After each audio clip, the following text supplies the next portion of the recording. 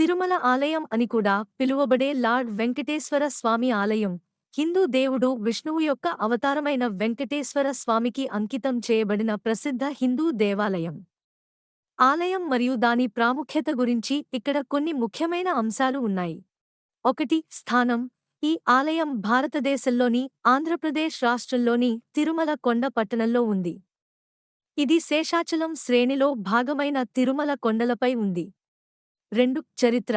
ఆలయం యొక్క ఖచ్చితమైన మూలాలు సరిగ్గా నమోదు చేయబడలేదు, అయితే ఇది అనేక శతాబ్దాల కాలంలో నిర్మించబడిందని నమ్ముతారు.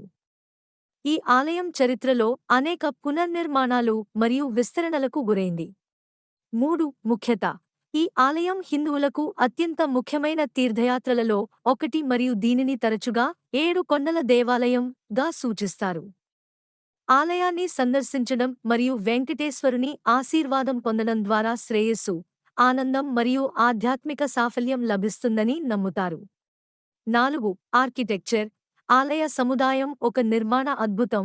ఇందులో క్లిష్టమైన శిల్పాలు, ఎత్తైన గోపురాలు, ప్రవేశ గోపురాలు మరియు అలంకరించబడిన శిల్పాలు ఉన్నాయి.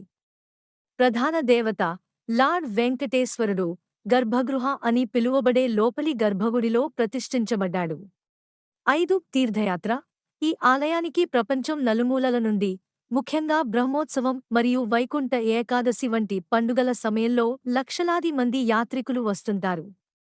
వెంకటేశ్వరుని దర్శనం కోసం భక్తులు తరచూ దూర ప్రయాణాలు చేస్తారు మరియు కష్టాలను భరిస్తారు. 6. నైవేద్యాలు. భక్తులు నగదు, బంగారం మరియు ఇతర విలువైన వస్తువులతో సహా వివిధ రూపాల్లో దేవుడికి నైవేద్యాలు సమర్పిస్తారు. ఆలయాన్ని నిర్వహించే తిరుమల తిరుపతి దేవస్థానం టిటిడి ఈ నైవేద్యాలను నిర్వహిస్తుంది. 7. ఆధ్యాత్మిక పద్ధతులు. ఆలయం కఠినమైన ఆచారాలు మరియు సంప్రదాయాలను అనుసరిస్తుంది. రోజువారీ పూజలు మరియు పూజారులు నిర్వహించే వేడుకలు.